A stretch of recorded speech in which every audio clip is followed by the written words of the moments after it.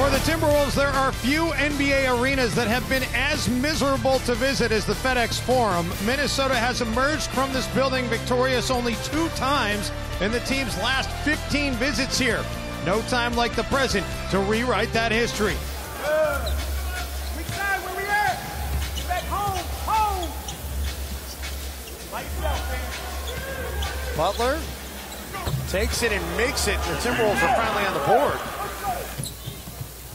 Teague thought about the 3. Gasol closed out. Butler able to get to the rack.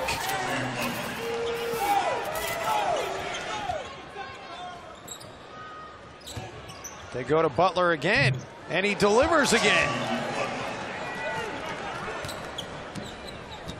A little 7-0 run for the Wolves after the Grizzlies grabbed the early lead. Gasol. Own merit, because he's deserving of getting his own job. Nice passing inside. Towns feeding Butler, Butler feeding Taj Gibson. That's a thing of beauty. Andrew Wiggins on the baseline. That Dallas loss, by the way, was on a 0.3 second shot by Harrison Barnes here. Against Memphis. You killed me last night as Jimmy Butler gets fouled inside. My second one was good, though. Top 5 brothers. We got to do that. That is it. That is a good one. Jimmy Butler gets the Wolves up to a 3-point advantage, matching their largest lead of the game. Jimmy Butler is in the zone. He's got 12 points already, has hit every shot he's taken. Jump shots that are out of sync and people aren't anticipating. But guys have to rotate back. There's no question that Towns knocks down a triple there. Towns shooting a career high from 3-point range. Having a sense of urgency, we talk about this all the time. Butler works his way in on Chalmers, kisses it off the glass. Jimmy Butler 5 of 6. Jimmy Butler makes isolation basketball fun, doesn't he? I mean, you're not a big fan of it, you know, in terms of a concept, but he's so good at it. Butler kicks it off for Gorgie on the baseline. Off the bench, and when Bielitsa comes back, that'll be 9. And then if you get Justin Patton up to speed, maybe he works his way into getting some minutes, although, Jim, you brought up a great point of where are his minutes going to be able to come from? Where are they going to come? Unless you play Bielitsa at the 3. Butler.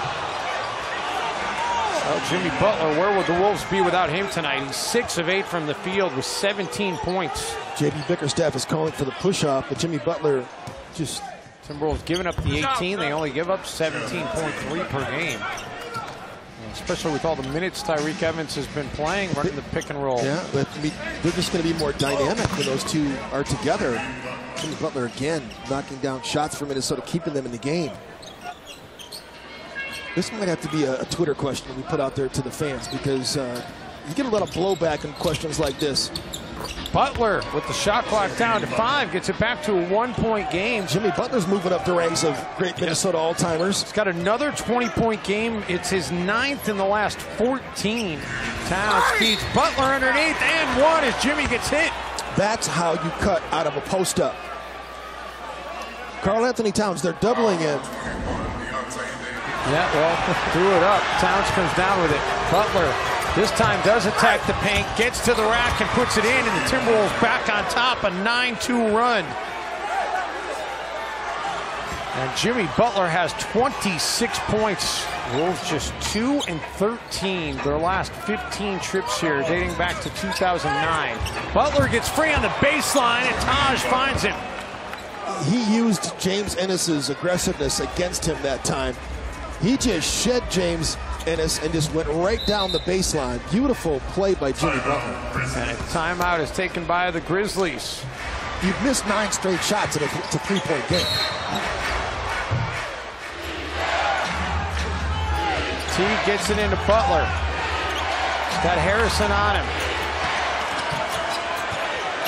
Butler back to Towns. Butler has to get it up. A forced 3 off the iron, and the losing streak comes to an end for the Memphis Grizzlies at 11 consecutive games.